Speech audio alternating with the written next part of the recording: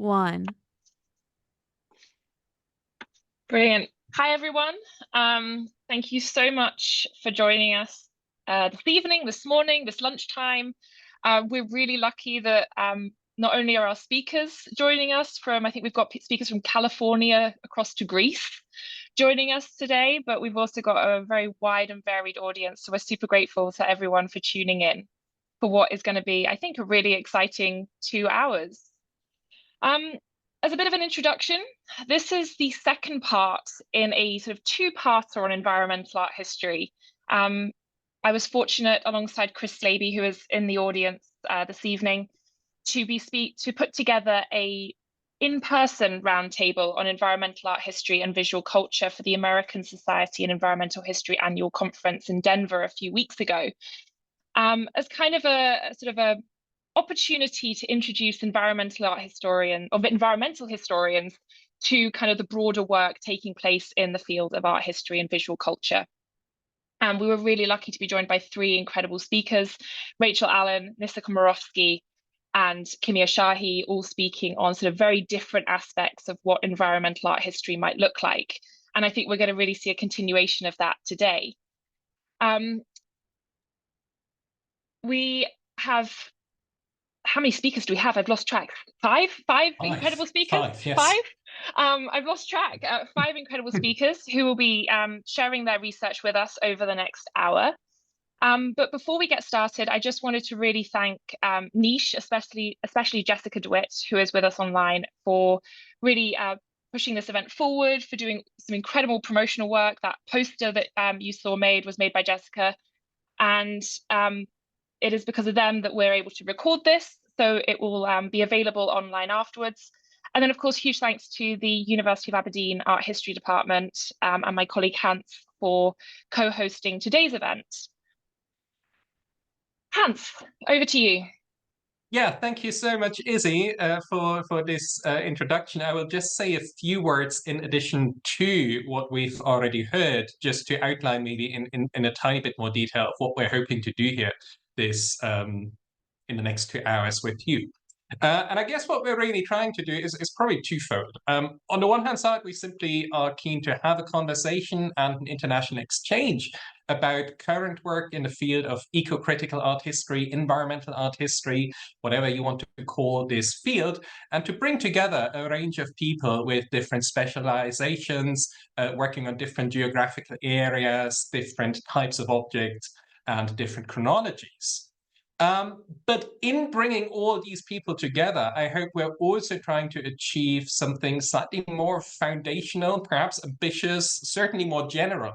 And that is to think on a broader methodological level about what we're actually talking about when we're speaking about eco-critical art history. What is this hyphenated field that we're tackling here, and where do we position this field within the broader realm of academic research today? I think it's fair to say, is it that for us, this is also to some degree an exercise in kind of self-reflection or self-finding, since we happen to work in a department where I don't know quite whether this is by chance or design, in a fairly middle-sized department where a surprisingly high number of people actually have a research emphasis on themes touching on art and environment. So I feel we're also kind of duty-bound and institutionally bound to actually think about what kind of specialism we have cultivated here in our own department, and where we sit with that in the world and in the discipline as a whole. So really, I think what this event also tries to do is to ask how to map this subfield within our discipline. And again, I think there are 2 aspects, or kind of two avenues for tackling this question to it. First, I think something that Izzy has emphasized already, and that's really important to us in the context of niche here as well, and that is the question of what art historical approaches and art historical material can bring to a broader field of environmental humanities. So how does the study of visual culture and the study of the history of art sit within that larger interdisciplinary endeavor of environmental humanities, if such a thing indeed exists? That's also why we're doing it with Niche, which is, as you might have noticed already, of course, not an art historical body, but an organization with a much wider disciplinary remit. Probably unsurprisingly, we do believe that there is enormously important work being done and still to be done in the ways of how art historical knowledge can contribute to learning about environments, human engagement with nature, and how this is mediated, but also reflected through visual and material culture. But I'm really interested as well of what this rising interest does to art history as a discipline. So in a more narrow sense of what we're doing as historians of art and visual culture. Because I'm wondering to an extent to what degree this rise, this burgeoning subfield also helps us to redefine the framework or the remit of our discipline. Now, as you all know, for a long time, art historians were really endeared with the visual turn, and there was an increasing emphasis on developing a science of images and so on and so forth. And many colleagues at that time have, of course, raised the objection, or the caveat at least, that this also kind of pushes certain areas out of the discipline again. Things of different materialities that are not necessarily images, but more objects. Things that has things like architecture, garden design, but also things perhaps like art theory were not necessary, or were perhaps had to be renegotiated. And I think we feel very much that an ecocritical art history, on environmental art history, seems to be quite a broad fold again that seems to bring a lot of subdisciplines back into the core remit of art history that were a bit pushed perhaps to the margins. And we think this is a really interesting development for thinking about where the discipline is at right now. So in short, what we want to do with bringing all of you guys together is really ask this question about the discipline's framework as a whole. Environmental art history is, of course, also an approach that's pursued across time periods and across geographical specializations. In such, it's also, I think, a very important tool to think about the geographies of our field, about the expanse of the discipline that we are representing here. It's a strange one in that respect, because it's been used on the one hand side as something to argue for a hyper-regionalism, if you want. Winkelmann's claim, Aris might come back to that later, that only under the Greek sky art can blossom, that something is very specific about a certain individual climate. While on the other hand side, you have also, of course, the big claims that there is a bigger terrestrial perspective to be developed. And, these kind of competing claims of the spread of what the discipline is, I think is something that's quite open for negotiation here at the moment. In short, I think this is what we hope to address in this panel. And I think this is also how we tried to compile the panelists to a certain extent, covering a range of themes from the medieval to the contemporary, and talking about a wide range of geographical specializations from India to the Arctic. I think we kind of tried to outline it. And this is why we're extremely delighted to have our four esteemed speakers with us. We're simply going for a for an alphabetical running order, which is perhaps not the most inspired way of doing it, but certainly a very practical way of doing it. And I'm handing back to Izzy, who will add anything that I've omitted, introduce the first speaker. So we're introducing each speaker before their short presentation. Yeah. Thank you so much, Hans. I think you very succinctly and wonderfully put together sort of a lot of thoughts that we've been sharing, and I think conversations we're going to see emerge after the next hour of presentations. So without further ado, I'm going to present our first speaker, Robin Barrow. Robin is a PhD candidate in medieval art history at the University of Pennsylvania. Her object-driven dissertation explores relationships between neighbours in the Nordic medieval world. In 2021 to 22, Robin completed fieldwork in Iceland as a Fulbright National Science Foundation Arctic Research Fellow. And she is now a Mellon Pre-Doctoral Fellow at the Center of Advanced Studies in the Visual Arts in DC. Her recent publications can be found in the Medieval Globe and Different Visions. Take it away, Robin. Hello, thank you so much for the invitation. I'm so happy to be here. I've had a big crush on Niche for a long time. Let me see if I can. Are you seeing things? Okay, that's great. So I thought I would take this 10 minutes to do a little object show and tell, which is a maybe for such an abbreviated time, I think it'll be a good way to handle it. Okay. Suspended within a glass case in the center of the Rijksmuseum Medieval Galleries, a very peculiar object glows faintly under the museum lights. Hung rather high, at eye level for only the gallery's tallest visitors, the display invites observation in the round. The object is almost hand-shaped, finger-like forms jutting outwards in a curving, elongated palm. On closer inspection, the viewer discovers an ornate frieze along its asymmetrical boundaries, a lively procession of birds and beasts elegantly entangled in a curlicue vine rousseau. The object's digits are carved into gnawing hybrid creatures and animal faces. Sometimes, as crowds of art enthusiasts walk around the case, the suspended object sways gently with the vibrations of their footfall. When Rijksmuseum curator Frits Holten rediscovered the antler in 2012, he initially thought it must be counterfeit. Though what con artist would risk making such a unique fake? Who would believe it? If not for the curiosity and skill of the museum experts and an impressive provenance, the antler might have moldered atop a dusty shelf indefinitely, made invisible by its singularity. Nearly one of a kind within the corpus of medieval European art, an unsettling fate for an antler which grows from the cervid skull in pairs, the antler defies straightforward classifications. Suspended between meanings, oscillating along with the vibrations of those who view it behind the glass, the antler sits uneasily within the art historical canon. The carved antler in the Rijksmuseum grew from the skull of a male moose, or European elk, alcase, sometime in the late 10th or early 11th century CE. Moose are two-toed ungulates, or Artiodactyla, and the largest species of the deer family. They inhabit the circumpolar regions, occupying wide territories in North America and Eurasia. They are also the largest land mammal found in Europe. North American moose have some genetic variations from the European moose and grow much larger antlers. Depending upon climatic conditions and nutrition, the size of mature moose can vary considerably, but European moose can grow to approximately 475 kilograms for males and 375 kilograms for females.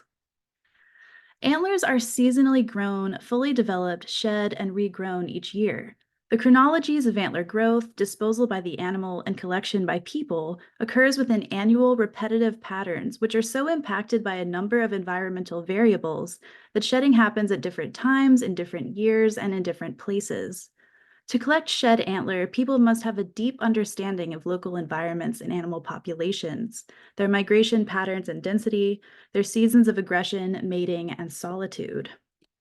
Because shed antlers are an important source of calcium for other creatures, they must be retrieved swiftly to avoid being consumed or degraded by forest scavengers. Even hunting is performed in seasons, conveying a temporality adopted in human attempts to manage untamed landscapes. When considering antler as a material for art, time on various scales becomes an essential framework, both annual cycles and long-lens shifts in relationships between animals, peoples, and environments. The annual shedding of antler functions within medieval understandings of the category which Anna Higgins calls cursus, or cyclical time. Higgins defines a cursus as a rhythm in events, but a rhythm which is not always well-defined or regular in interval, though it generally is both well-defined and regular in content. The full articulation of a certain conventionally defined sequence.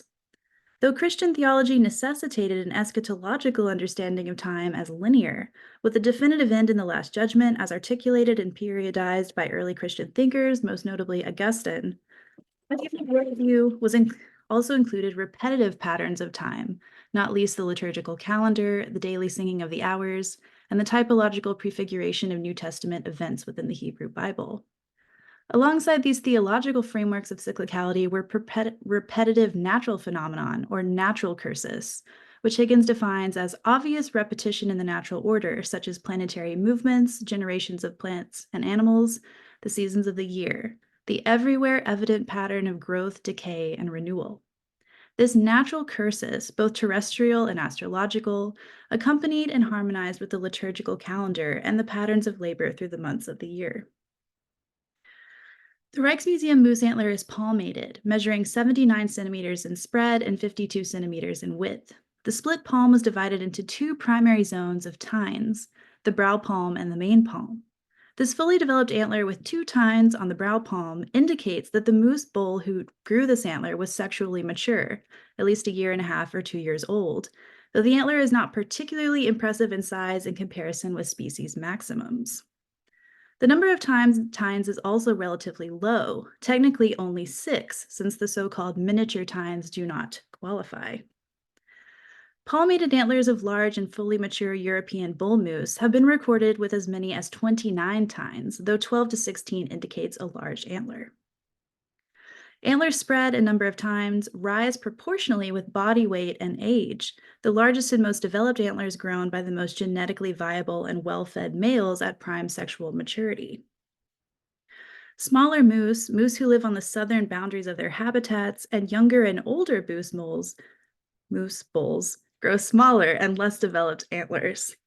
Given its size and relatively few tines, the antler definitely came from a bull moose, but not an exceptional trophy game by moose standards.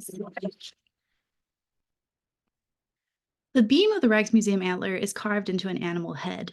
Meticulously rendered in 3 dimensions, the lion roars, mouth agape and teeth accentuated. The decorative frieze springs from this base, an ornate interlace of animals and plants running along the outer edge of the palm's convex front, naturally cusped as it follows the moose antler's form. The border is structured by an inhabited ronceau, which curls and twists within the frieze. 2 more lions, these full-bodied, and 16 contorting birds and winged hybrid beasts devour and grasp the thin undulations of flowering grapevine. 3 antler tines are transformed into lion-headed hybrid animals gnawing on the central palm, their wings and bodies drawn close to work within the tine's predestined dimensions. The longest tine on the brow palm is 2 lions, one biting the backside of the other in a carnal hunt. The ronceau borderland of the moose antler becomes an environment of wilderness and imagination, an active tangle of vegetation and creatures. Gnawing and biting is a major theme. The depicted animals gnaw the antler that makes up their ground, their frames, and the vine, consuming the matter from which they are carved. In this way, the beast of the border enact the devouring of the antler, which would have taken place had it been naturally shed and then remained within the forest to be consumed by the other creatures living there. Given the excellent condition of the Rijksmuseum antler, it seems most likely that the moose was killed in a hunt and the antler kept as a trophy. The Rijksmuseum antler's carving and presentation announce its uniqueness, that this object was an exceptional forest find. In the context of northern France in the early Middle Ages, at that time the southern boundaries of moose populations, a moose hunt would be a rare and special occurrence, worthy of memorializing with a hunting trophy of this kind.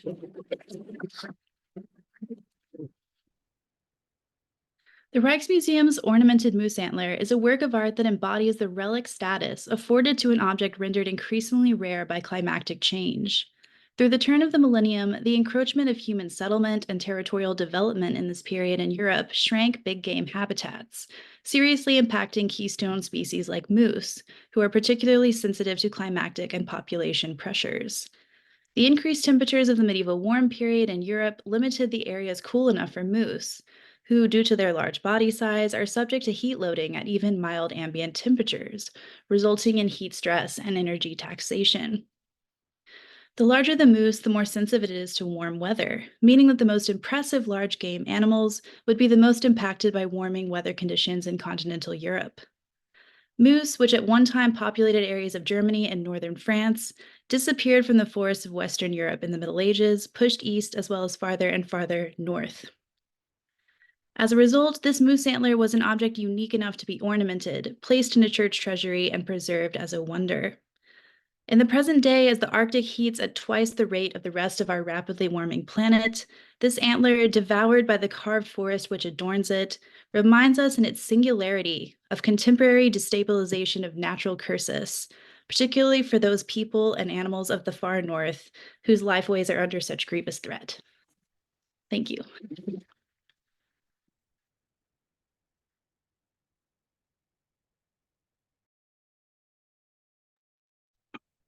Thank you so much, Robin. I'm looking forward to the question session already. We're off to a great start. Okay, our next speaker is Monica Bravo. Monica is an assistant professor in the history of photography in the Department of Art and Archaeology at Princeton University. She is the author of Greater American Camera, Making Modernism in Mexico, published by Yale University Press in 2021.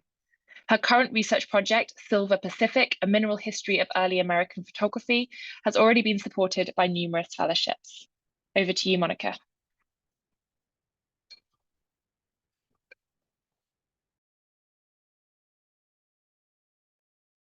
Thank you. Are you able to see everything? Full slide? Okay, great. Thank you so much for this invitation to be here and to all of you for being here. And I'm going to take us from the animal world that Robin introduced into the mineral world. To some extent, the technical history of photography can be told as the initial identification of mercury's value in developing a latent image, and then the effort to remove the mineral from its process of production. Many know about Louis Daguerre's chance discovery of the effect of mercury vapors on his silver-coated copper plate, left unattended in a closet, which revealed the image impressed upon its metallic surface. In addition to this probably apocryphal tale, many are familiar with the ill health effects mercury would have on generations of daguerreotypists and milliners alike, leaving them proverbially mad as a hatter. Despite its toxicity and the variability of expense, the use of mercuric chloride as a sensitizer, developer, or toner persisted throughout the 19th century, peaking with platinum photographs like these in the early 20th. Stories like these offer a reminder that photography is a material medium, not simply the transmission of images, but the tangible flow of things. Mercury, known as quicksilver in its liquid form, was integral to the making of photography in the 19th century, not merely as a developer or toner, but also for its importance to the extraction of silver through a process of amalgamation. Most 19th century photographic images are literally comprised of silver crystals. Simply put, photographers needed silver for most photographic processes, and large-scale mining operations needed mercury to extract that silver. Yet since well before photography's invention, silver extraction presented a problem of geography. The world's richest mercury deposits are in Almaden, Spain, which has been mined since antiquity. The Spanish conquistadores wasted no time in identifying the presence of rich silver mines in the regions now known as Bolivia, Peru, and Mexico. As a result, for almost 350 years, from about 1500 to 1850, mercury crossed the Atlantic Ocean from Almaden, Spain, to various sites in the Americas, most particularly to Zacatecas in central Mexico, so that the silver mines there could be exploited. The extracted silver would then be refined and sent out around the globe, much of it back to Europe, a process that could take 2 years. The Spanish crown and Rothschild family's virtual global monopoly on the mercury and silver supply was disrupted in 1845, when a new mercury mine was discovered just south of San Jose in California, at a site fittingly dubbed New Almaden.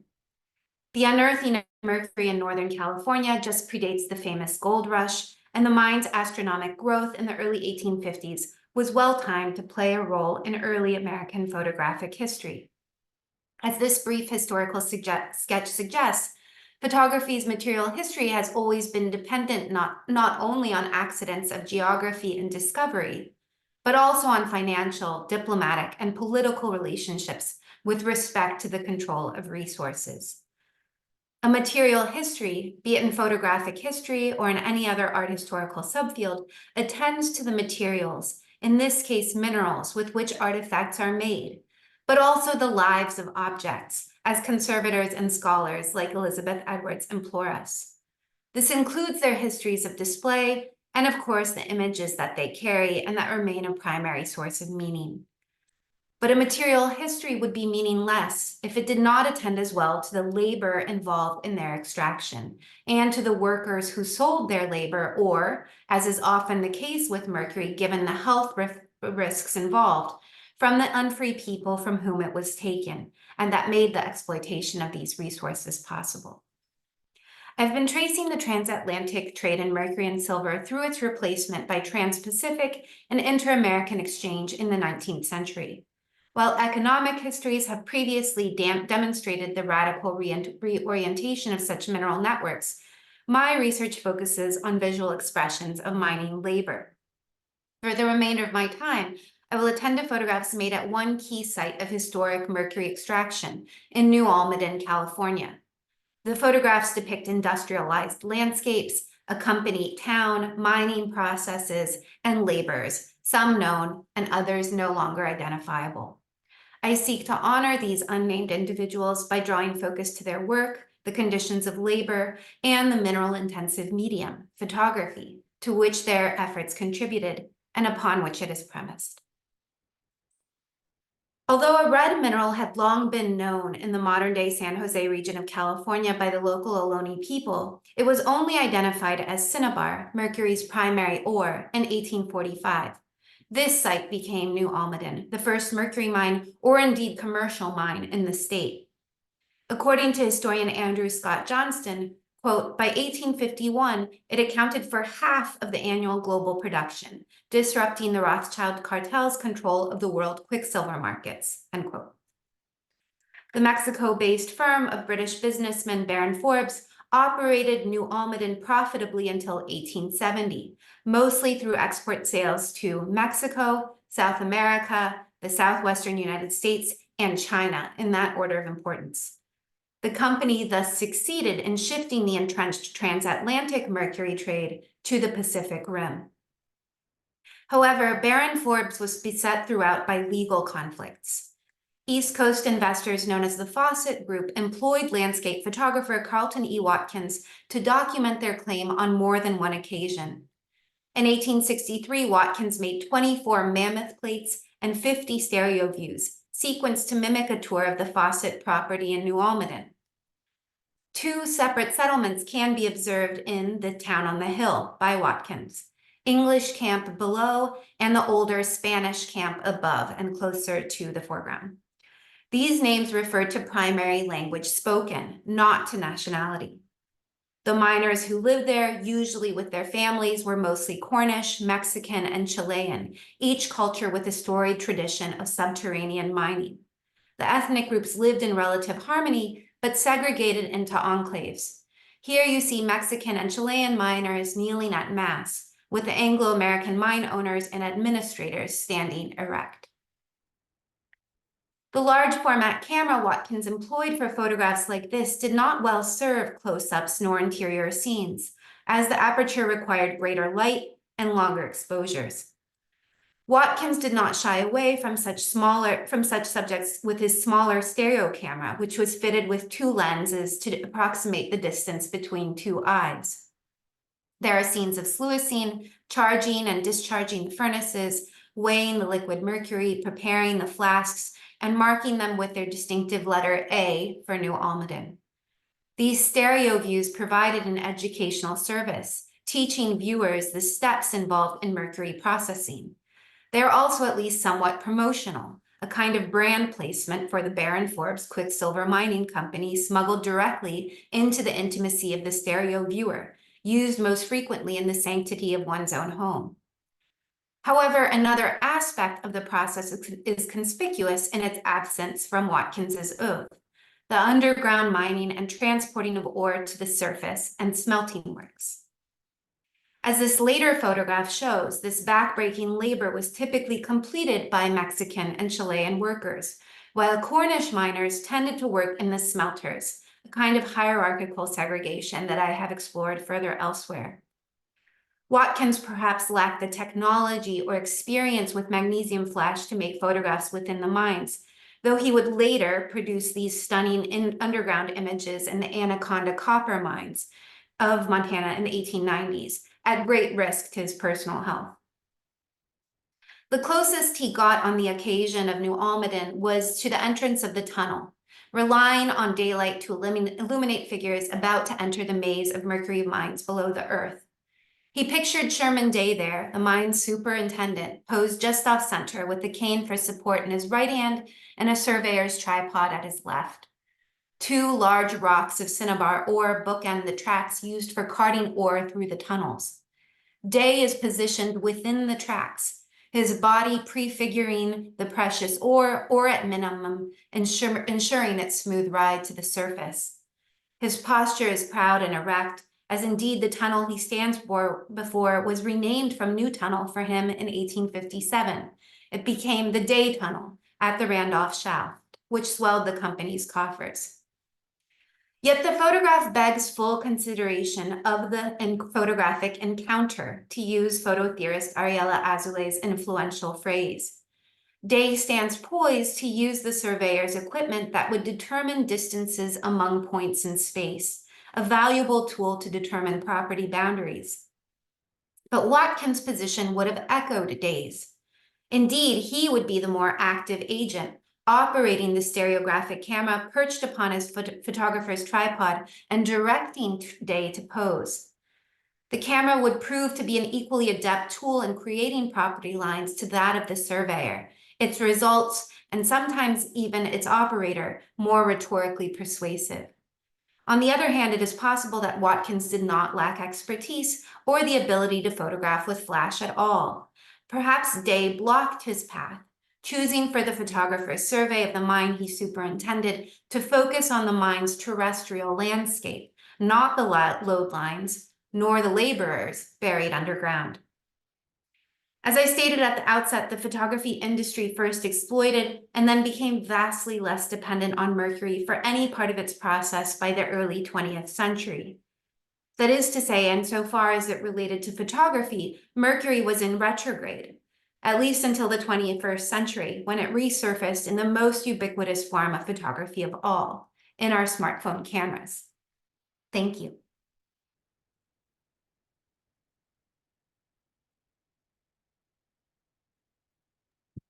Thank you so much, Monica.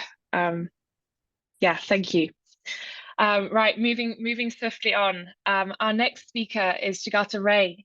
He is an assistant professor of South and Southeast Asian art and architecture and director of the South Asia Art Initiative and the Climate Change Initiative at the University of California, Berkeley. In other words, he's very busy.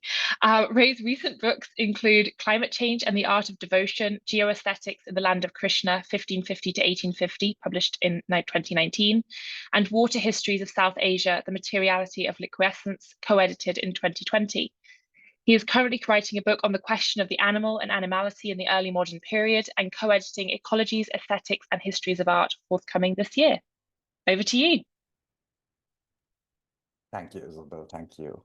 So let me start by sharing my screen.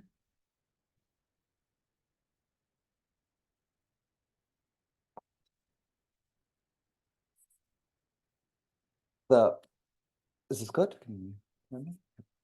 Wonderful. The devastating environmental crisis that the planet faces today has fundamentally transformed the way we perceive human interaction with the natural environment. New philosophies such as post-humanism now challenge the long-standing distinctions between natural and human history.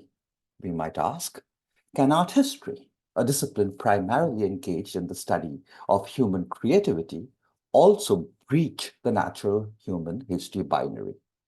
I take today's prompt to propose a methodological shift in art history, one that is increasingly receptive to the agentive force of matter and non-human life in relation to human action on the planet. This line of inquiry is not new.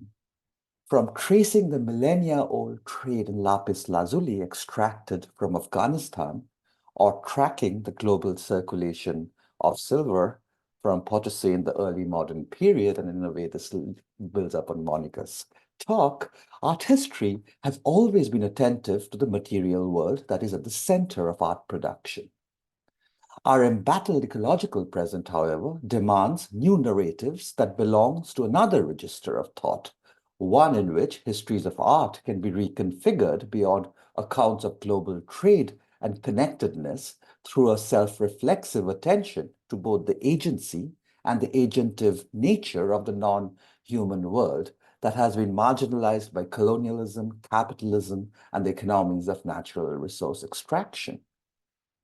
From such a perspective, Potassy is not only the source of silver, a singularly precious material that fueled the early modern global economy, but, as anthropologist Pascal Apsey had argued, a mountain with contingent personhood. The globe, we must acknowledge, materialized in the age of the Weltbild, or modern world picture. Our planet was discursively transfigured into a terrestrial globe only with the 1519 Magellan Elcano expedition's circumnavigation of the Earth while attempting to search for a western route to Southeast Asia. The world, with all its myriad life forms, could be conceived and grasped as a picture, in the words of Martin Heidegger, in its totality thereafter. Certainly, scholars working on histories of connectivity before the 1500s and on non-European worlds have criticized the Eurocentricism of taking early modern Western expansionism as a periodization marker in tracking the lineages of our global world. But here I take Dipesh Chakraborty's hyperreal Europe, the Europe, and I quote Dipesh here, reified and celebrated in the phenomenal world of everyday relationships of power as the scene of the birth of the modern, and taking that idea of the hyperreal Europe as a starting point in global histories of capitalist imperialism involves a categorical re-evaluation of the concept term global from our ecologically besieged present. And in our pixelated age, in the age of Zoom, as Gayatri Chakraborty Spivak wrote 20 years ago, the globe is in our computer. No one lives there. It allows us to think we can control it. The planet is in the species of alterity, belonging to another system, and yet we inhabit on loan. For Spivak, this global is indelibly connected to the alienation of neocolonial apparatuses that contiguously linked post-1500 territorial empires to our current transnational capitalism. The global in art history, of course, has its own trajectories. Over the last 20 years or so, exhibitions, conferences, scholarly publications have heralded the global turn in art history as a much-needed corrective to the deep-rooted Westernism of the discipline. One has to think of Rembrandt and his 23 drawings based on Mughal paintings. Of course, the traffic in objects and ideas were never unidirectional. Art historians have also highlighted the globality of Mughal India, among other imperial centers beyond the European political sphere, as a form of worldly commensurability. Thus, as European and South Asian artworks journeyed across vast oceanic spaces from the 16th century onwards, artists in both contexts copied the new visual styles that they encountered through trans-regional exchanges. In a post-colonial maneuver, the global early modern, seen from the other side of the Indian Ocean, then becomes symptomatic of a certain leveling of the field that makes visible centers everywhere and peripheries nowhere. Yet, a tension runs through the field of global art history, even as its equitable reformulations make networks across the globe discernible. Even as the call to delink global art history from economic globalization or trace histories of globalisms to pre-1500 world systems give us a sense of the plural imaginaries of the global, we must acknowledge that art historical concepts such as flow, circulation, hybridity in a post-1500 world are resolutely tied to the global movement of capital that was propelled, in Sylvia Wynter's words, by one of history's most monumental crimes that led to a degree of genocidal extinction and of ongoing ecological disaster unprecedented in human history. Put differently, the global world of Rembrandt was moved to a specific post-16th century bourgeois consciousness that commenced with colonial expansion under the VOC. Rembrandt's global horizon was directly shaped by the global extractive economy that flourished because the VOC had colonized territories in Asia, the Americas, and Africa, from early modern cartography to GPS. Indeed, only a few decades before Rembrandt started translating Mughal paintings into his own idiom, the VOC had declared ecocidal war in the Indian Ocean region. Mauritius, for example, was claimed for the Netherlands in 1598 by Cornelius van Neck. On his return to Amsterdam in 1599, Van Neck's report of his conquest of Mauritius was published.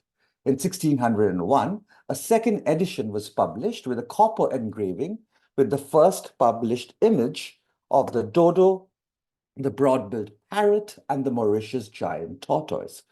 All three species soon became extinct because of indiscriminate hunting and the introduction of rats, cats, pigs, and other animals. The Anthropocene extinction, the age of human-induced mass extinction, was thus inaugurated. While James Watt's design of the steam engine or the testing of atomic weapons in the mid-20th century are pivotal conjunctions in the Anthropocene, European ecological imperialism from the 1500s can be seen as an equally devastating origin story of our besieged present.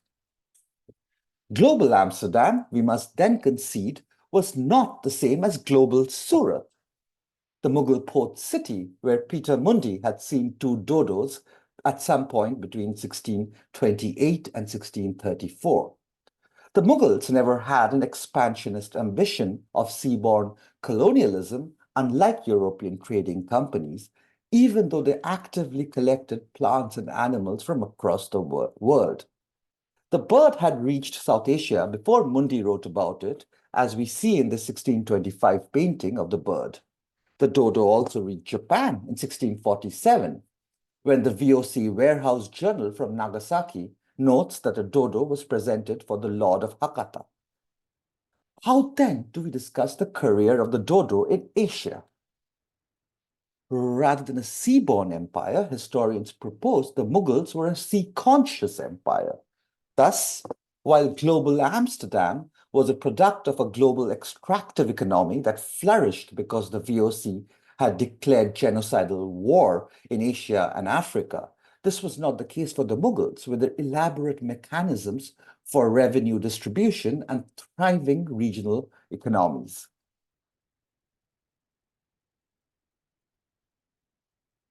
Therefore, in order to be applicable in diverse parts of the world, the term global needs to be fractured, presenting a conceptual contradiction in itself.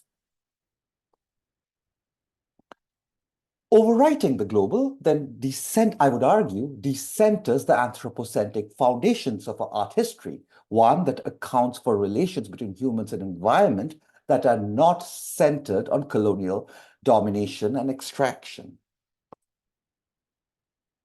I would be happy to talk more about the dodo, which is part of my new book, but essentially my argument is, rather than seeing this painting through a specimen logic, that is ecological imperialism within the context of early modern humanist history or global bioprospecting, I want to take seriously the presence of the bird in Mughal India through Islamic and pre-Islamic imaginations of avian entanglements. For instance, Faridun Attar's Speech of the Words, or even Ibn al-Mukufa's Kalila and Dimna, which is based on a Sanskrit text from 300 CE, which tells the story from the perspective of two jackals. This question, I think, has taken on a new urgency today as we face the sixth mass extinction, the most cataclysmic extinction in the history of the planet that commenced with ecological imperialism because of European colonization.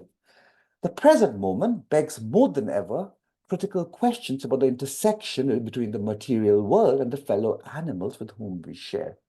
Our protagonists are all too human, and we need to get over that. The awareness that we live in the sixth mass extinction event, that is after the most cataclysmic event after dinosaurs went extinct during the fifth mass extinction, might persuade us to speculatively resituate our scholarship within a much less anthropocentric perspective, via jackals, via speech-bearing animals. How might we move beyond the human centricism of the humanities? What would our archives be, and what is at stake at doing that? Thank you.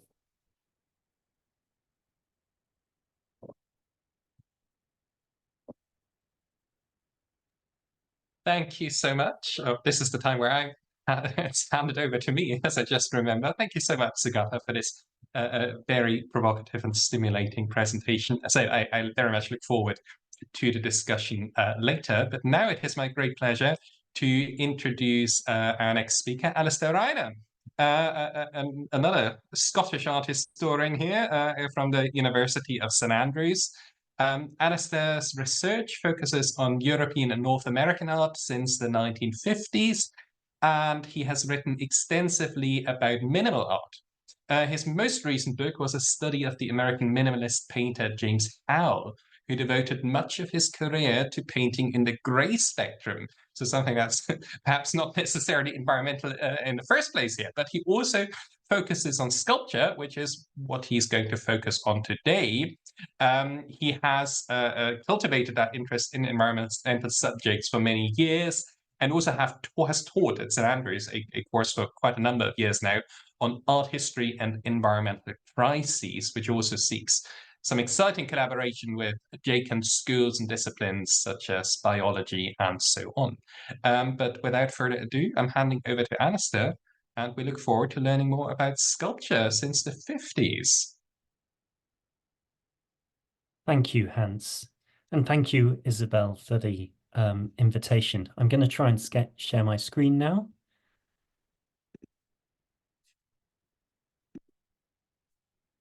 There we go.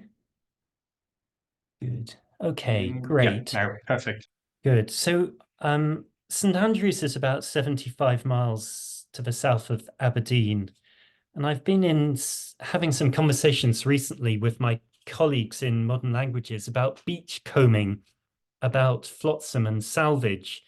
And actually on Friday this week, we're organizing a workshop for environmental humanities doctoral candidates. And our plan is to get them down onto one of St Andrews's town beaches so that they can do some beach combing for themselves. We want them to get them to think about the beach as a potential material archive, and to think of gleaning and foraging as particular ways of attaining knowledge about the world. And this is a subject I'm going to be thinking about in my presentation today. I'm addressing a body of art in which salvage and reclamation have a particularly privileged status. The artworks I'm looking at are inspired by the explosion of interest in sculptural three-dimensionality that occurred at the end of the 1960s in Europe, the Americas, and in Asia, following a brief fascination with the rigid symmetries of hard-edged abstraction. No sooner had this trend of minimal art emerged when a counter-tendency comes to prominence, which seemed more open, less doctrinaire. Experimental artists made works using workaday processes, using a wide array of resources and materials. Some of these sculptures play with figurative associations, some don't. And broadly speaking, the artists share a taste for loose, asymmetrical arrangements which strike a careful balance between looking informal and casual, while also appearing premeditated. A landmark group exhibition at the Kunsthalle in Bern, called When Attitudes Become Form, curated by Harold Seemann, came to encapsulate many of these tendencies, at least for European audiences. It brought together artists like Eva Hesse, Robert Morris, and Richard Tuttle from the United States, with Italians such as Mario Merz and the German artist Josef Beuys, who at the time was an influential art professor at the Düsseldorf Art Academy. Some of his students were also included in the exhibition. The artist I want to talk about has a write-up in the catalogue for When Attitudes Become Form, but wasn't actually selected by Seemann to exhibit his work. The artist is Bernd Lohaus. He was born in the Rhineland in 1940 and studied with Beuys in the early 1960s, but a couple of years later, he moved to Antwerp in Flemish-speaking Belgium and opened a gallery called Wide White Space with his wife, Annie de Decker. His career as a sculptor didn't really take off until the mid-1970s, when they decided to close their gallery so that Bount could focus full-time on making art. Many of the sculptures he had been created tended to involve materials that were sourced locally and were seen to speak to the maritime landscape of Antwerp, where he had made his home. The historic city of Antwerp sits on the Scheldt River, which is navigable for up to around 80 kilometers inland. As many of you probably know, the final stretch of the estuary in the environs of Antwerp are lined with dockyards, quaysides, and jetties, making the port of Antwerp one of the largest commercial seaports in Europe. Lohaus's wife's family owned a tiny traditional fisherman's cottage on the Scheldt, about 40 minutes drive from the center of Antwerp inland to the south of the city in the municipality of Weert. The house is situated just behind the main dike that separates the Scheldt from the low-lying surrounding floodplains. During the summer months, they would camp out here with their 2 children for weeks on end. That was an important place for Lohaus's practice because he constructed his wooden sculptures from blocks and beams of timber that often landed up as flotsam among the reeds and willows that lined the river's shorelines. An important early example is Weert, which consists of 3 long tapered wedges of timber which he had arranged on the floor close to one another but not touching so as to form an arrow shape. Throughout the 70s and 80s, he created numerous works from found timber. He would glean these materials from local reclamation yards or from salvage merchants who would fish beams from the Antwerp waterways and then sell them directly onto him.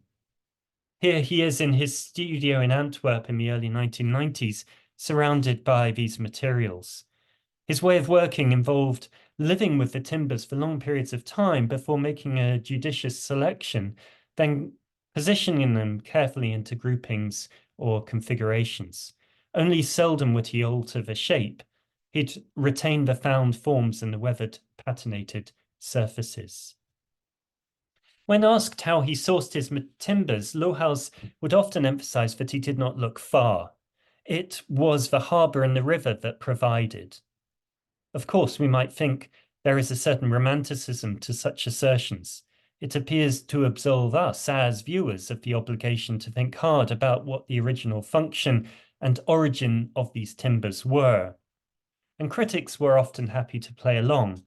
For instance, in 1991, Irene Veenstra wrote of the way that the wood in his sculptures speaks, quote, in a lost voice of the river, of the quay, of the murmur of the water, of departure and arrival.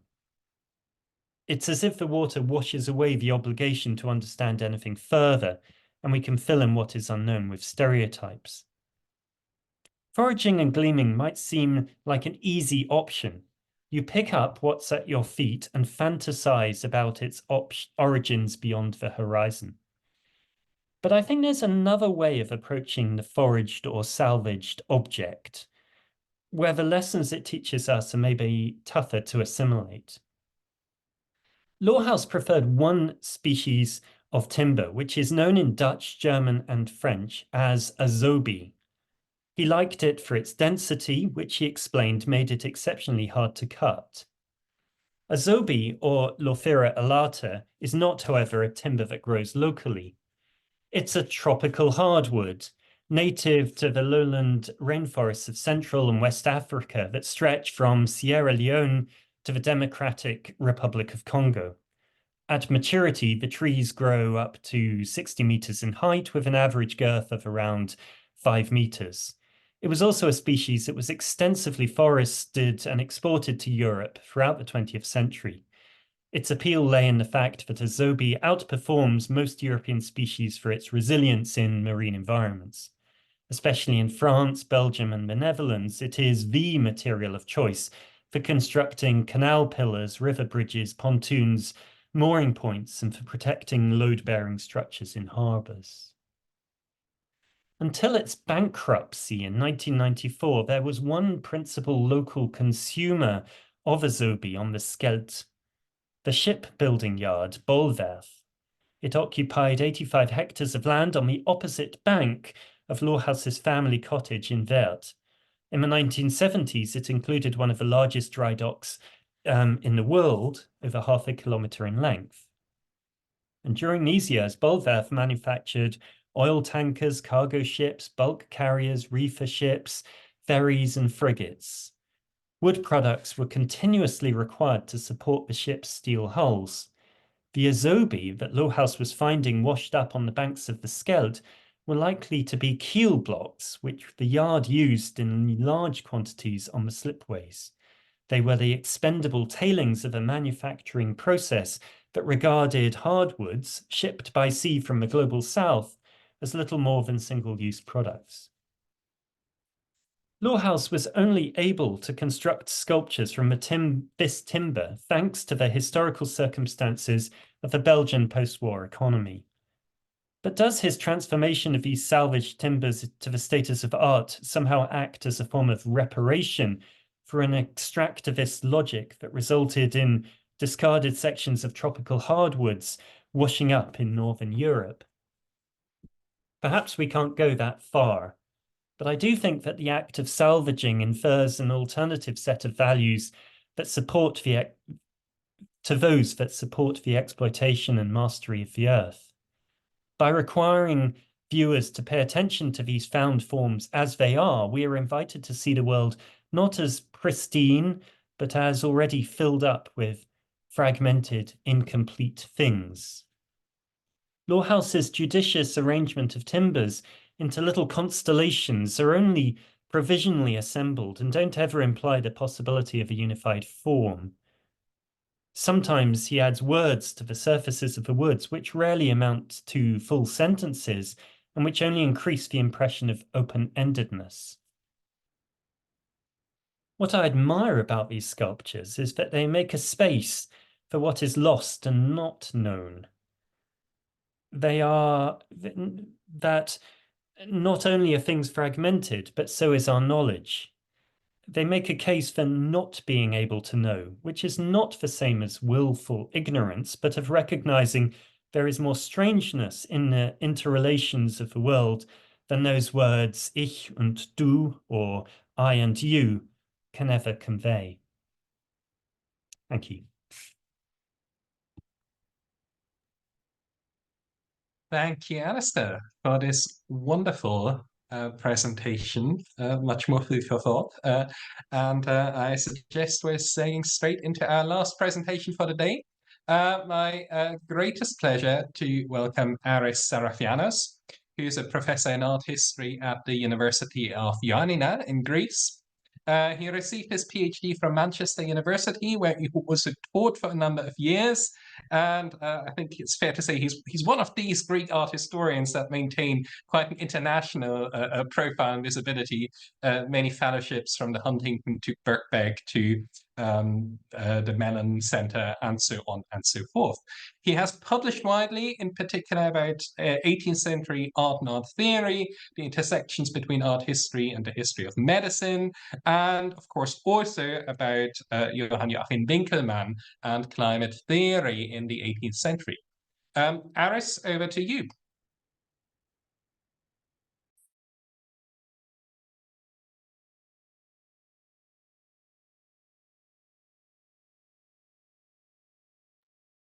Okay, thank you very much, Hans and Isabel, for this invitation, for this very rich, very diverse session.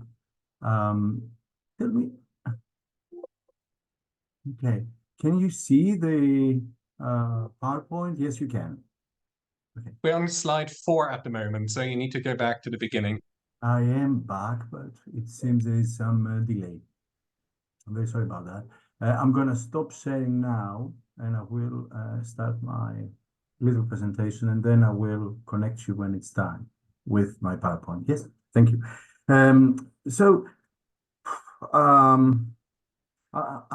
think I'm coming into this session from the direction of medical history and the history of climate and climate theory, especially in the 18th century, and how we will see how that relates. I will try and show how that relates to notions of the environment today, medical environmentalism in the 18th century, but also theoretical and methodological understandings of the environment then and now.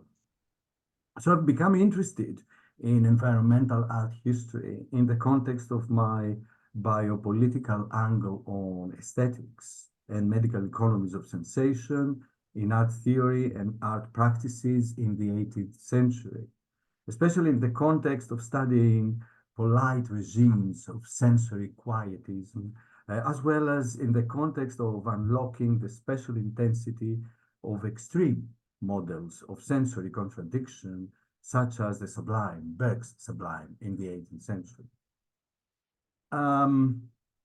So I come into this from the point of view of physiology and physiological aesthetics, or as I prefer to call it, the animal economy of sensations.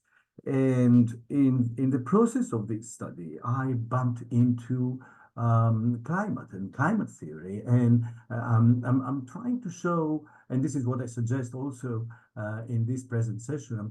This is what I'm trying to show in my work as well. There is a very close interconnection in the 18th century and today, I would think, between notions of physiology and notions of climate, or models, physiological models of art-related sensations and understandings and views about the role of climate in cultural production, in the understanding of how art is produced and how art also is received in the 18th century.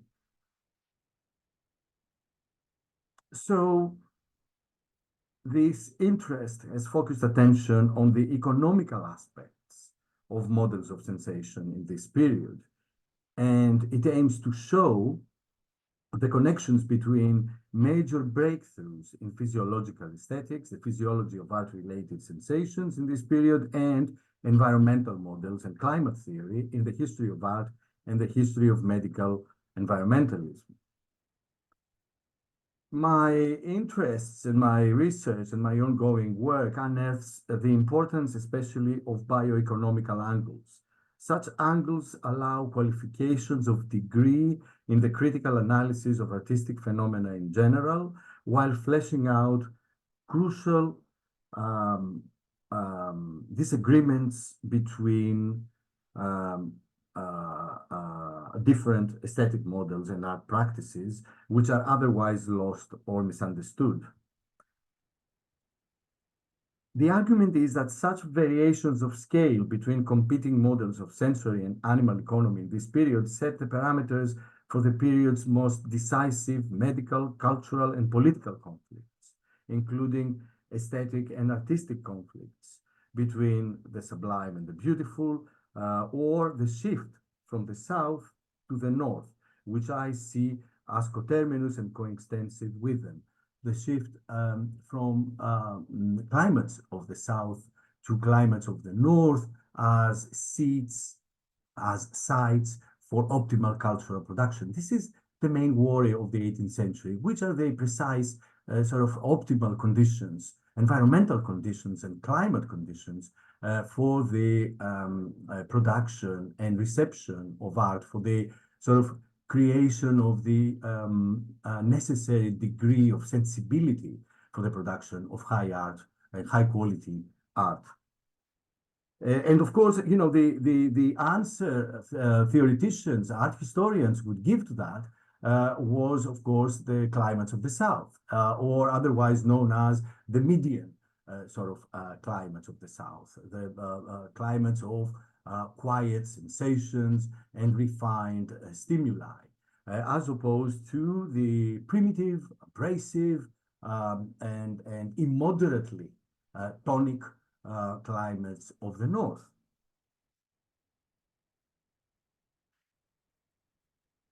So the analysis of climate in the 18th century reveals the extension of a series of physiological ideals and economical concepts, such as, on the one hand, moderation or quietness, repose and relaxation, and on the other, physiological ideals such as stimulation, attention, struggle, and resistance, in the context of talking about climates of the North.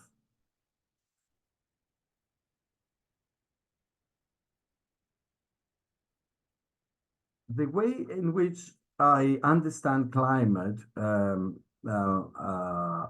is as a historically and theoretically central notion in the history of environmental ideas. And I trace in particular its critical value for the very genealogy and birth of various discourses and fields of practice in the 18th century, such as the sociology of taste, political science and political theory, natural philosophy, medicine and its history, but more importantly, for history as such, and more particularly art history, as a discipline in its current recognizably modern shape of cultural and social history of art that it first took in Winkelmann. It is indeed fascinating how in Winkelmann, the physical influence of climate on art is inserted within a broad but unified realm of forces, in a chain of forces and concepts that take us from old notions of external circumstances to climate, to air, to context, and also from the six non-naturals to what I call the expanded sensory realm of the Enlightenment. I'll come to that in a second. Winkelmann is indeed a good point to start. He placed his notion of klima or climate in a long continuum that included bioenvironmental factors, as well as a whole range of cultural, political, and social habits, behaviors, and institutions, from government and education to diet, gymnastics, beauty contexts, and ways of life. In judging of the natural capacity of nations for art, he said, these are all understood in Winkelmann's own words as external circumstances that affect us no less than the air that surrounds us. And like the air, they shape the body and senses instilled in us by nature in a particular way. Air is an important and dominant, I would say, signifier in the 18th century, and it is no coincidence that stands for everything, external, man-made, as well as natural. It becomes the dominant signifier. It is a metonymy that forges very significant transitions between the physical and the moral spheres, but it also acted as a synecdoche for climate and its various other properties: sky, geography, temperature, heat, moisture, wind, etc. Air is a metonymical designation of the surrounding material world, considered as a geocultural and biospatial totality of what Winkelmann called external circumstances, be they man-made or natural. With it, Winkelmann built his historical interpretations of art, the first kind of cultural history of it.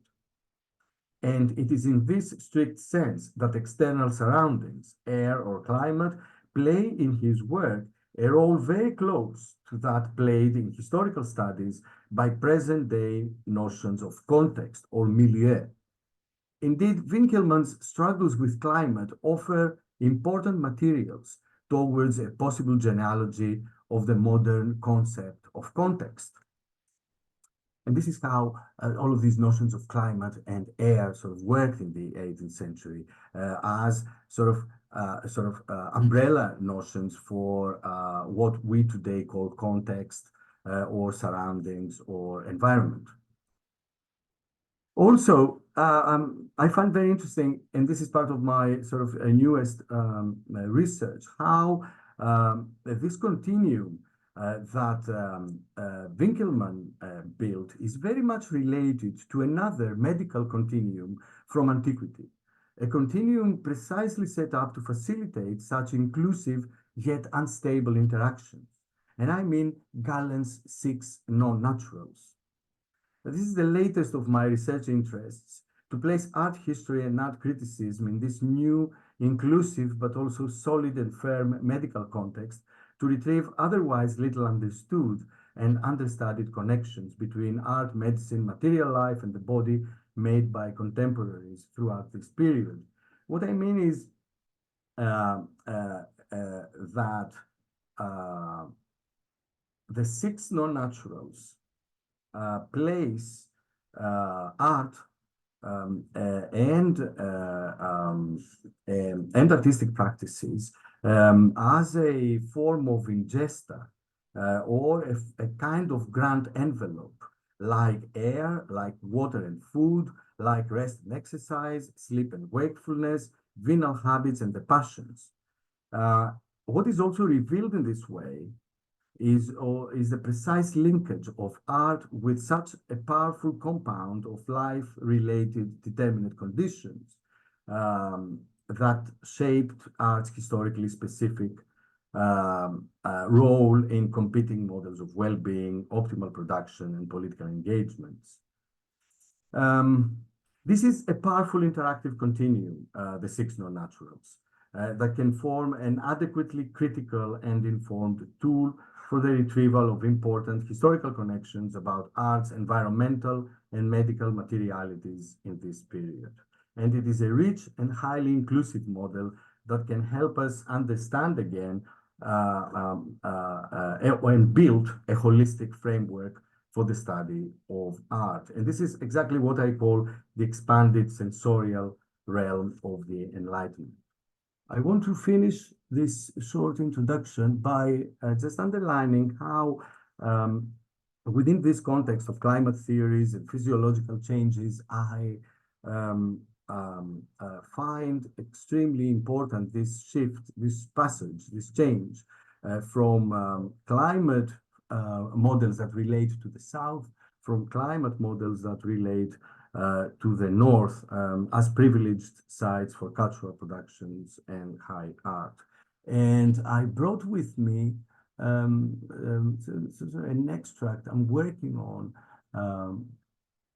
from a very sort of short-lived, very rare and very interesting magazine, the art periodical of the 19th century, The Reflector, published by the Hunt brothers from 1810. There was only 2 issues published by this very famous duo of brothers, the Hunt brothers, who also were publishing in the same period the famous Examiner. Here is a prospectus, the first pages from the first issue of the first volume. And it is funny how the Hunt brothers engage in avowal and disavowal of climate-based theories of art, which traditionally thought that the British were totally incapable of a high-quality art production, precisely because they were situated in the north. And of course, just a quick time call here. Okay, just okay. to remind you of the passing time. No worries. I'm just going to leave you with that. It's an interesting point that the Reflector makes, and which relates the shift to the north and north climates with the very birth of artistic genres such as landscape painting, but also other artistic media such as architecture. It is interesting how they accept the sort of inferiority of their humid climate and the barrenness of taste, but they think it very favorable for these 2 branches, landscape painting and architecture, and of course, our first landscape painter, Mr. Turner. For more later in the discussion. Thank you very much. Thank you so much, Aris, but also to all our speakers. Aris, could I ask you to stop screen sharing? I can probably do that myself, can I? Yeah, perfect. Anyway, wonderful. Thank you so much for this rich portfolio of papers that really roamed, indeed, as we had hoped, over a wide number of media, geographies, and time periods. I'm sure our audience is very keen to come in with their questions, but maybe I just kick off with one fairly broad question, and our speakers are invited to take that to wherever they want to. So I found it fascinating to see in particular, in the light of Aris's paper at the end, who stressed very much medicine and the physiologies that come out of these interactions of art and environment, that the other papers seem to highlight very specifically the non-human agencies of these new art histories, whether these are animals, minerals, or other forces that are even less clearly to grasp. Now, when we're speaking here about the disciplinary remit of art history, I think my question really would be whether you, dear panel, still see, in the light of your research, whether you still see an art history as you're practicing it as something that happens within the remit of something that can be called the humanities. Humanities as in bearing the name of something human-centered. How would you relate your research to a term like that, to such a human-centered endeavor? Or do we have to break with that?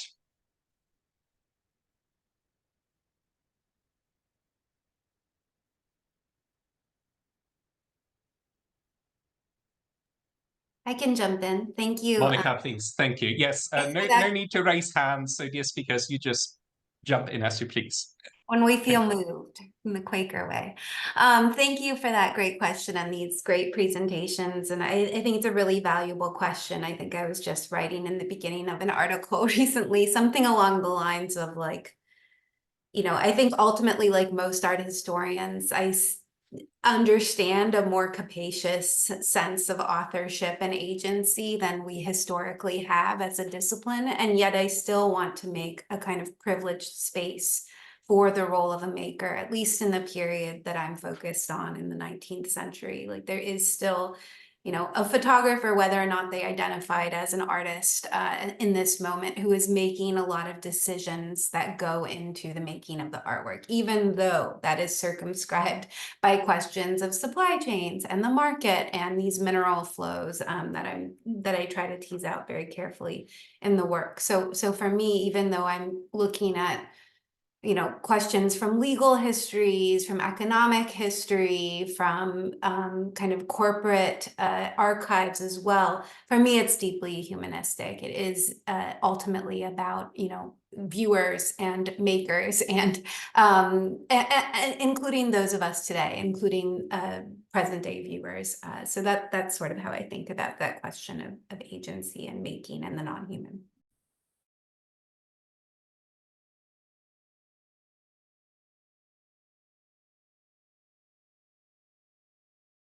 You're on mute, Hans. I've realized, just thank you so much. Does any of the other panelists want to jump in here at this point? Sure, I'm happy to.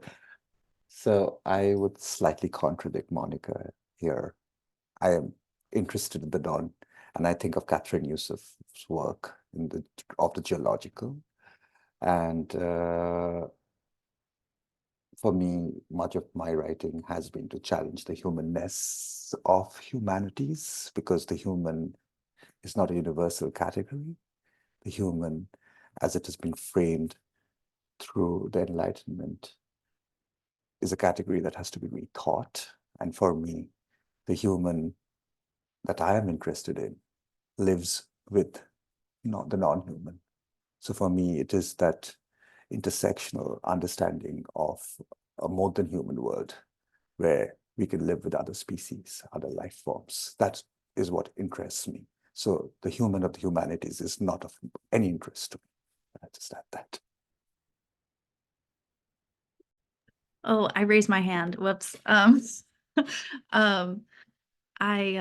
So when working on the Arctic, I feel like one of the major kind of issues that we come to are these charismatic megafauna like moose, like polar bears, as these emblematic representative of Arctic spaces. And so when I was thinking about this question about the humanities, I think the most important part of my work is like emphasizing a relationality between these materials and animals, but most importantly, the Arctic communities who are often also like shunted to the side in any understanding of the humanities. So let the humanities be useful so long as all the human people are included in that.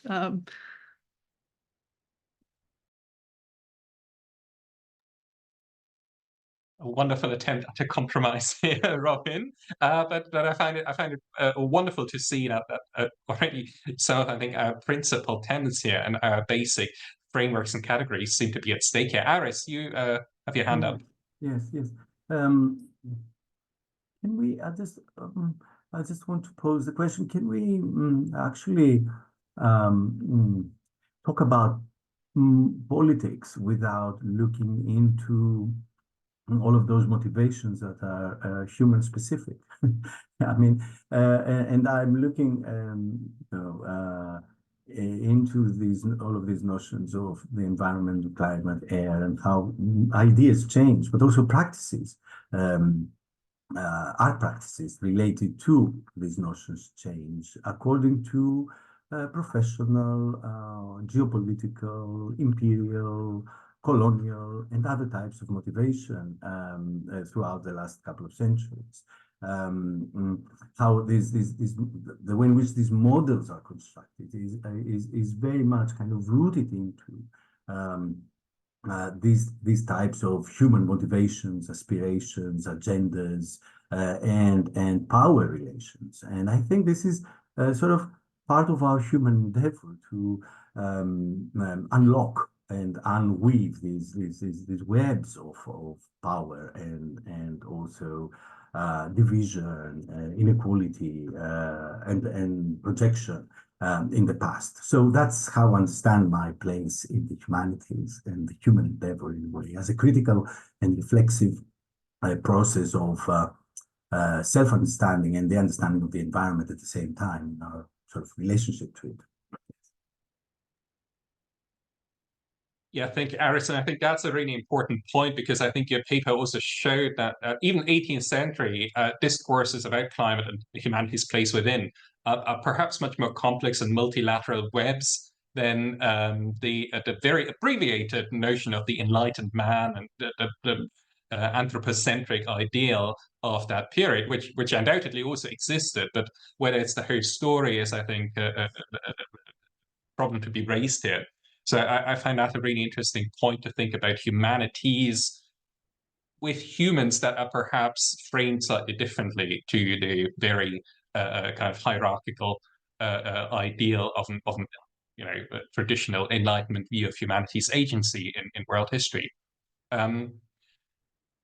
I think this might be the point where I happily open the floor to questions from the audience, but also please, our panelists are of course also invited to ask questions to one another. Aris, yes. And just to push this point a little further, the point you just made about a human agency, a very large part of this study of climate and the environment is about what the environment does, what climate does. I mean, it is about the agency of also of the of climate and the environment, and that from the historical point of view, that sort of studied in the context of our historical reflection. So yes, human means projecting power, but also receiving, being reactive towards all of those sort of environmental conditions that we talked about, environmental sort of notions we talked about. So it goes either way. It's not only about us humans projecting power, but also how the agency of the environment is elaborated by humans.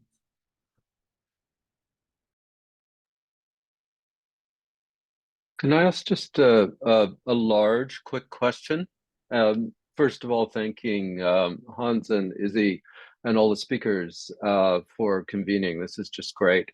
One thing, I mean, so many things came up, but when Sugata was speaking, I think near the end of your presentation, Sugata, you mentioned in passing that the global turn has been with us in visual studies and art history for 20 years or so, which I have no argument with.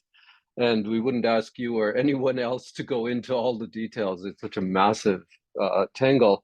But I was thinking when you said that, well, how long would I say that the eco-critical turn, if we could, and it has been called that, of course, in art history has lasted? And my own definition of that would be about 15 years with publications, thinking of Braddock and Ermshire, Keener Perception, that is 15 years ago now. So I guess what I'm asking everyone, not to put Sugata on the spot too much here, is how important that overlap is between a global turn and an eco-critical turn within the various disciplines that we're representing.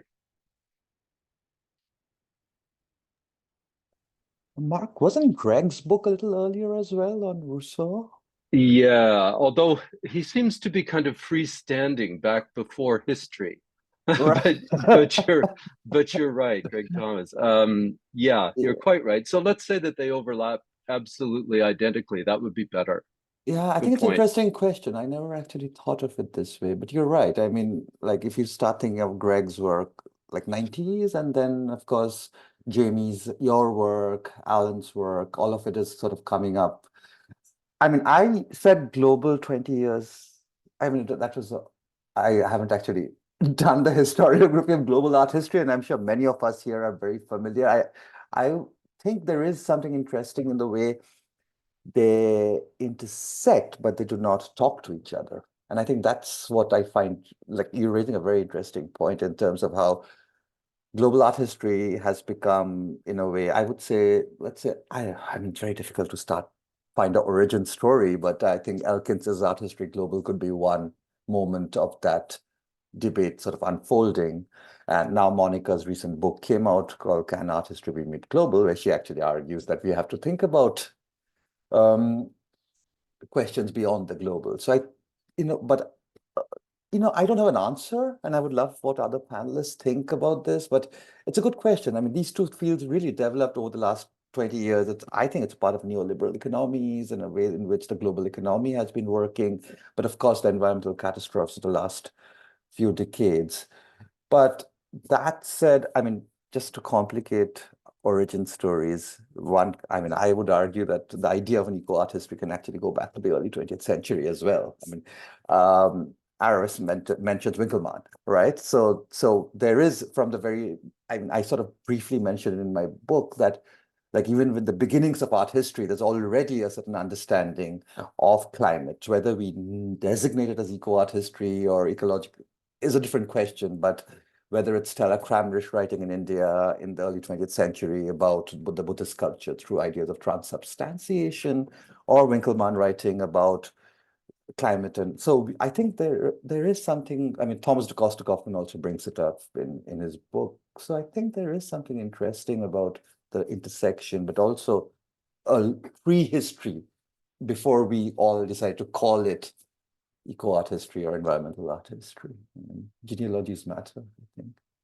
But I'm curious what others also think about this. Wonderful question, Mark.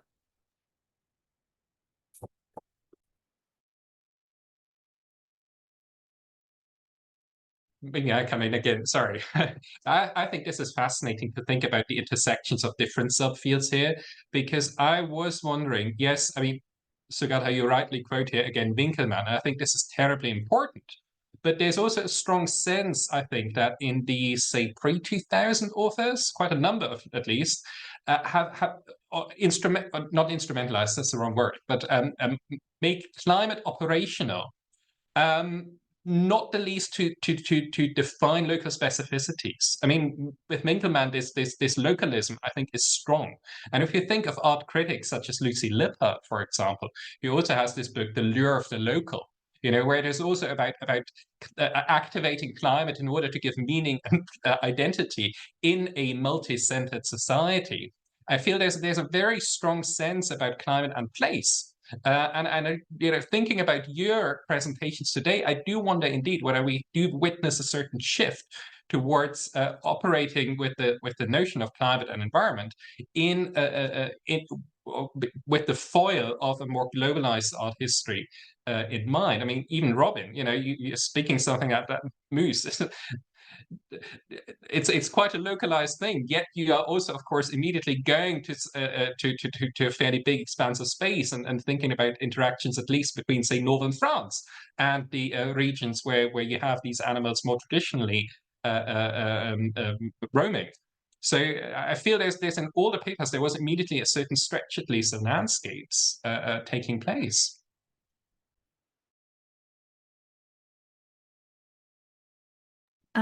Since I work on medieval Scandinavia, I work on post-conversion Scandinavia, so I do not work on Vikings. But Vikings very much invite this kind of like global, like pirate-like extraction of like other fields where you don't speak that language and you're just going over there and I'm an expert in this now, an expert in this now. And I'm kind of experimenting with my work with the concept of like a neighborly art history and thinking about those kind of local relationships. And as much as I deal with Vikings, like thinking about how they were indeed grounded as well in their own context. And so I don't know. But I came in when the global turn was like, it felt so hot when I started grad school at Penn. And I think there's like a kind of, there's the tension that Sugata mentioned is something that I think a lot of people are increasingly curious about, and that it can feel like you're reenacting colonial methodologies and trying to do something global. And I just want to add something to what Robin said about coming in at the point where like global art history was the hottest sort of thing, because I feel like I did the same, but it was interesting because that's where I was directed when I was sort of doing sort of my PhD research on sort of a circumpolar environmental art history. Is I was immediately being directed towards global art history studies, that was the useful way for thinking about the circumpolar. But I think actually the way for thinking about environmental history around the circumpolar north is sort of fragmenting it into these local areas and thinking about the local within the regional, within the national, within the circumpolar, and thinking about it at these multiple levels. And I think especially with sort of the Nordic art history fields, that's especially in the last sort of 150 years, that's a really important way for breaking down a lot of the ways in which sort of landscape painting especially has even been thought about, that it hasn't been thought about in relation to environment, especially local environment, that it's been thought about in relation to the national, and that in turn in relation to the continental European and vice versa. So yeah, thank you, Mark, for getting this question off the ground.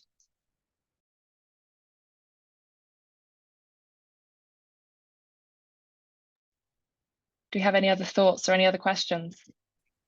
Just to Mark's point, I think that the other kind of overlapping term we might want to introduce here is material histories, and especially thinking with the new materialisms and its emergence. But and Jennifer Roberts, wrote a great thing about the transnational turn, kind of corresponding with the growth of thing theory and actor network theory for American art.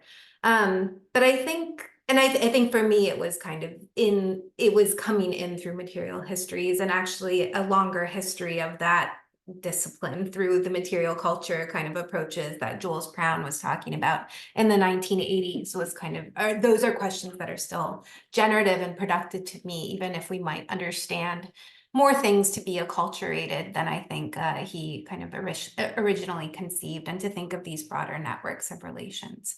But I think, Sugata's point about decentering the global is so important. And I think it is important to have this specificity with our geographies, right? Like for me, it is the Silver Pacific. It is especially about the fact that these global, the exchange for raw minerals is around the Pacific Rim. And not only is it for the raw minerals, it is also for the laborers. The laborers are coming from the exact same places where the trade in these minerals is happening. So I think that level of kind of specificity is important. And yet I often ask myself the question that Robin posed about, are we kind of replicating like these histories? Some of my media theory colleagues in Germany are writing things like against the supply chain. Why is it that we're allowing kind of these systems of capitalism to determine some of our loci of interest and scholarship?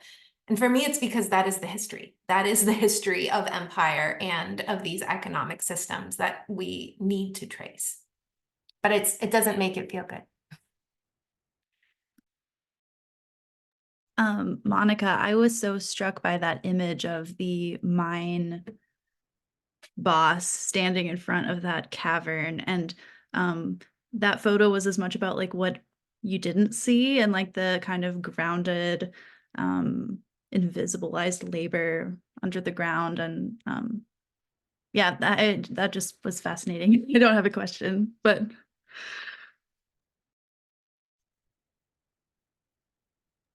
I'm gonna follow. Oh, sorry. Izzy, you No, go. I'm just gonna follow. I'm gonna follow Robin's. It's a comment, not a question, with another comment, which was I was actually really struck by Alistair when you were speaking about the idea of sort of collecting and of foraging and sort of beachcombing and all of these kind of ideas. Was thinking back to Robin's presentation on sort of the need to go and find the moose antlers that had been shaken off. And like, there's no question. I just thought that was wonderful to see these really similar ideas emerging, like these sort of habits emerging across centuries. yeah, actually, Alistair, I was obsessed with your talk because one of my other chapters is about Iceland. I did research on Iceland, but the primary access to timber on Iceland was from timber like driftwood beaches of driftwood that was coming from the Siberian taiga, like through the ocean currents to Iceland, and so I felt a resonance there too. Yeah, what an interesting echo across time. Thank you, Robin. Yes, there is a very good Icelandic archaeologist whose name I've forgotten, who's written excellently on beach combing and on the challenge that beach finds pose for archaeology, because it is a kind of contextless place in which things just wash up on tidal currents, and Iceland in particular, and all of archaeology is about contextualization. And so how on earth do you start to write an account of something that is a find on a beach? So yes, I agree very much with what's been said, and I also really like what you said, Isabel. I think in a lot of our work, what we're doing is we are navigating between the ultra local and these very large intercontinental geopolitical forces, which are meaning that certain language groups end up in certain places, certain objects and materials are used. There's no such thing as a material without a technique which accompanies it in order to make it work. That's really important. And yeah, so transitioning between these different geographical scales is really critical and very hard to do effectively. I mean, if I could just keep, I'm thinking about Mark's question about the intersection between the global and eco-critical art history. And I sort of feel that whenever we talk about eco-criticism in art history, we also need to keep a keen eye on what's happening in our cognate disciplines, particularly in literature departments and in environmental history. And really, I see most of what's happening in art history as sort of in the early days, at least, being inspired in the best possible ways by what's happening in literature departments. And if you think about the generations of eco-criticism that have happened in literature departments since the 80s, then it's a huge sea change. So much so that you can barely say that eco-criticism is one thing. I mean, what we're doing now in environmental art history seems so far removed from what was happening, you know, in the early 2000s.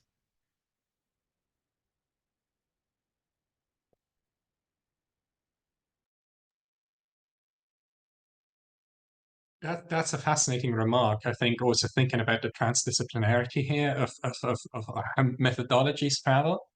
I'm wondering whether we can think a bit more about what we then actually do when we turn to environment as a category here, and how we operate with the category of environment.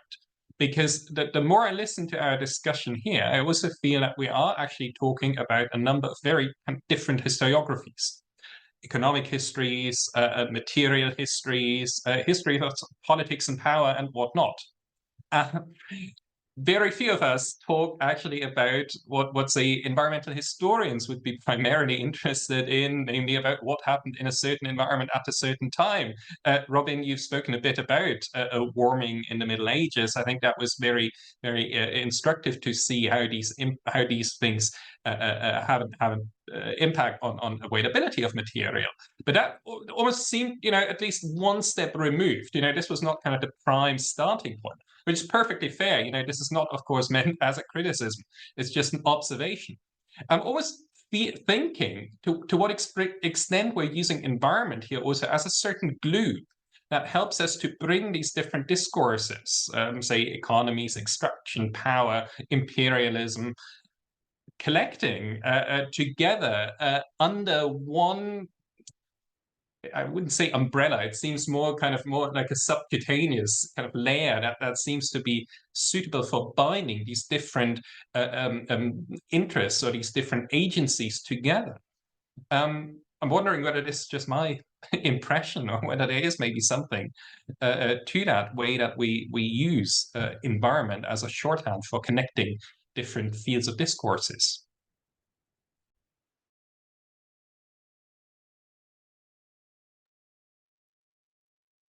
Yeah. If I could respond to that very briefly, but also sort of engage with Alistair's paper and example, visual example too. Yeah, this is what I try to show by going back to the history of all of this, how the concepts, not like the environment, but like climate, can be used, or air, can be used as umbrella terms for a whole range of contextual environmental sort of concerns, and can be today sort of understood as equivalent terms to what we call context, because like again the environment here it tends to be almost about everything in that respect, everything that surrounds us, the surroundings in a way, the physical, man-made material, but also natural surroundings.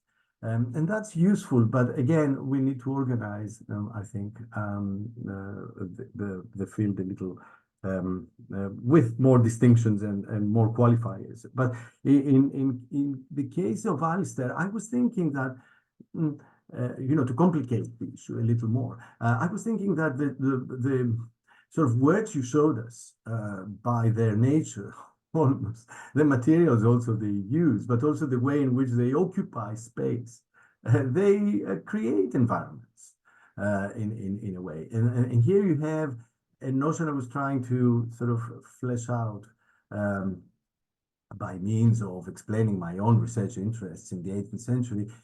Here you have, the utility of notions of, again, of medicine and physiology in fleshing out that aspect of art, which relates it, which makes it a kind of distinct type of environment with its own impact and its own material sort of sensory relationship to the viewer, to the viewing experience, to the sort of inhabitant of the same space in which art appears as an environment.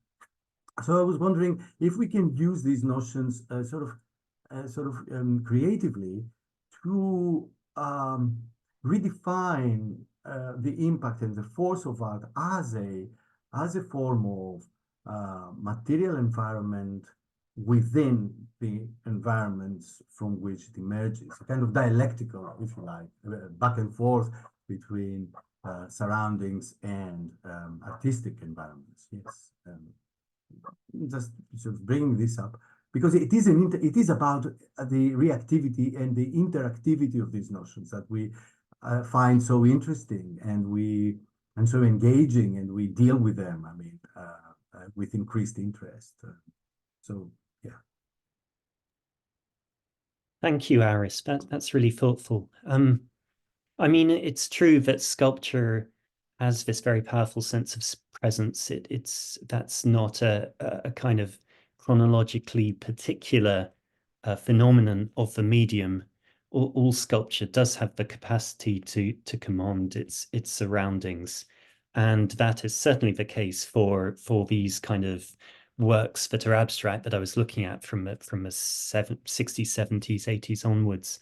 Bound to Law House is steeped in the phenomenologists of the post-war generations, so he's reading a lot of Heidegger. Obviously, that seems pretty important, and he's coming out of that sort of Germanic tradition. I suppose that phenomenology has been naturally seen as the kind of go-to reference point for thinking about sculpture. I'm very much informed by the work of Alex Potts, and which he was doing in the early 2000s, which I think sets up a kind of framework for thinking about sculpture in those phenomenological terms. I guess the question is, how might that look through a sort of eco-critical lens? And I suppose that we need to kind of open up that story in some way, so that we're not just thinking about the subject-object relationship as being contained within the parameters of a gallery, but is actually extended into a much wider network. So it all has to do, I think, with expanding context. That's the word Hans used, and thinking about environment as not just being one's ambience, the kind of immediate space, but being something very much larger. And the question I think that the art historian faces is not acknowledging that fact, which is straightforward enough, but it is figuring out how to frame it in a textual narrative. How on earth do you kind of widen your parameters in writing, in the stories that you tell?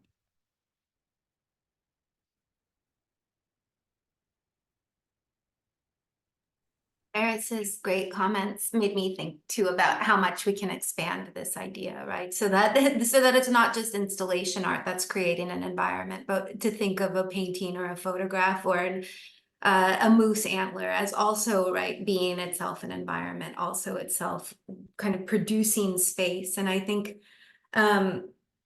to think of a painting or a photograph as a kind of territory, as like a very small patch of land, and one that is contested, and one that must be that generates and that produces, in a sense, and becomes not just context, right? I think this is the question that haunts maybe environmental art history, is like, are we just kind of re-inscribing discussions about context as this question of the environment, and using it in this sort of fuzzy kind of unarticulated way? I think for me, more useful than that framework has been to think about ecology, not least because of the nomenclature relating to home, but also for its resonance with something like economy, and to think about these, like, to think about it as a kind of cognate discourse, that kind of relevance that was brought up too. And I think another kind of generative site for me has been to think of terms like property or place as opposed to something like landscape, but again, I think it's like, it doesn't cast off kind of the baggage of each of those terms. It's just kind of determining or making a decision, I think, ultimately about the frameworks that matter, given the subject at hand.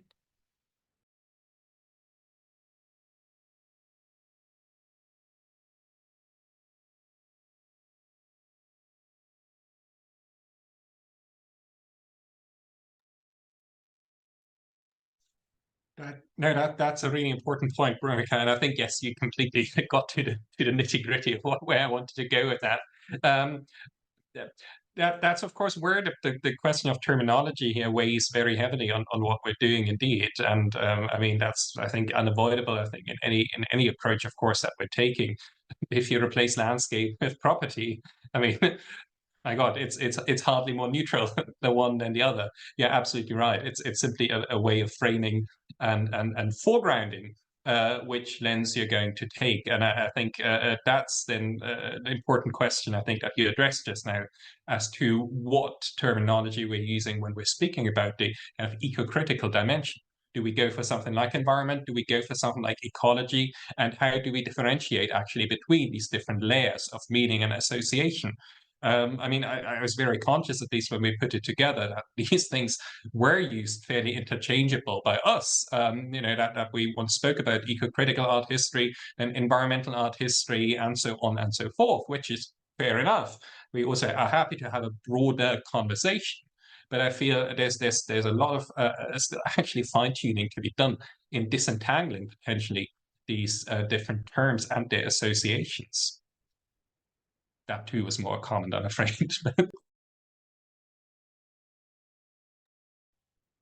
I think it's really interesting as well to see this conversation around terminology emerging here, because this was one of the main sort of questions we had with regards to the in-person session that took place a few weeks ago.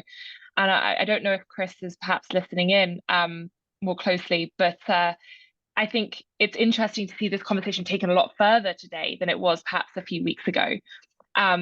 And to see us much more coming to grips with a lot of the different terms that we come up against, and that there is no solution. Again, it was one of those things of, is it eco-critical art history? Is it environmental art history? There was no consensus. There was, well, some of us use this, some of us don't use it at all. Some of us sort of don't identify in that way either. So I think, again, again, there's no sort of, Chris was just thinking the same thing. So it's interesting to see that we've just naturally gravitated towards this as sort of like a question that we need to keep kind of thinking about, and that clearly it's something that we are all thinking about when we're doing this work, and that sort of terminology and how we frame ourselves and how we frame our work remains kind of very, very fresh. Do we have any other questions? Oh, Shigata, there we go. So one quick point, I actually like the flexibility of using like eco-art history, ecological art history, environmental art history, because these words have different meanings in different parts of the world in different times. The moment we start saying that it's ecology, then we are going to a certain Haeckellian, Ernest Haeckel, right? So the word means something completely different in the 16th century Nordic world. It means completely something different in Mughal South Asia. So unlike, let's say, global art history or feminist art history, which the reason there were critiques of feminist art history, let's say, from the global South, was because it was conscripting. It had a definition. And I think where the flexibility of being able to move from one world to another, from one phrase to another, allows for the diversity of voices to come in. And I think that's what I mean, if you think about the history of feminist art history, I mean, precisely, first of all, feminism was criticized by global South, feminists from the global South, because they defined feminism in a certain way. So I think that's where I like the idea that I say apples, you say tomatoes or whatever. That gives us a flexibility to move across worlds. But fundamentally, I think what all of us are doing from Marx's work onwards is that we are saying that the environment is not the background. It has to be brought into the foreground. It is not landscape painting. I mean, even Tim Ingold would say, right, talking about from landscape to thinking about land. So I think fundamentally, all of us are saying that the environment in some way or the other puts a pressure in the way intellectual practices work, artistic practices work, architecture works, built spaces work. And we have to think of nature not just as a symbol or an allegory in the pre-colonial world that I work in, where nature is always seen as sort of an inspiration or allegory. And my argument is that it's constitutive, it's not allegorical. Minerals, new materialism. So I think that would, for me, is the exciting part. And I mean, I use the word eco-art history, and I don't know why I use the word eco-art history, but I think there is the flexibility is what makes it exciting, that we can actually use different terms. I would say that. I mean, which has different meanings in different time periods, different geographies. That's, you know, I don't know if Mark has something to add. It's I agree with Sugata so fully. When I had my interview for the center, which was a kind of scary day, Joan Key asked me, how do you prevent yourself from reducing the work of art to a metaphor? And I thought a lot about that. But I think you can't pin it down. Like, you have to let your interpretation shimmer a little bit. Like, it can't be like too pinned down. And I think that ecological or environmental art history perhaps like creates new avenues for that.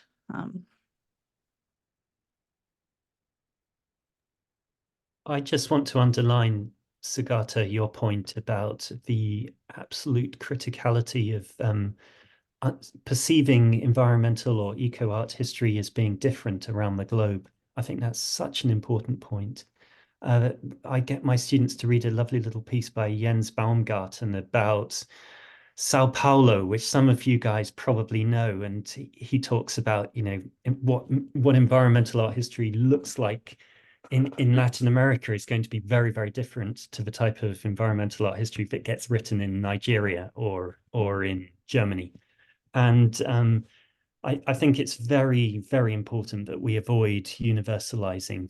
And I sometimes get worried that the environmental humanities language that is circulating is getting a bit limited in its vocabulary that it uses. A big bugbear of mine at the moment is entanglement. I feel this word is being asked to perform far too much. And I really would like to see that banned from publications for at least 5 years until we've come up with a wider vocabulary. I mean, initially it was a very useful term, but now it's everywhere. There, I'll stop rambling now. I've asked my PhD students not to use it on pain of radical criticism from their supervisor.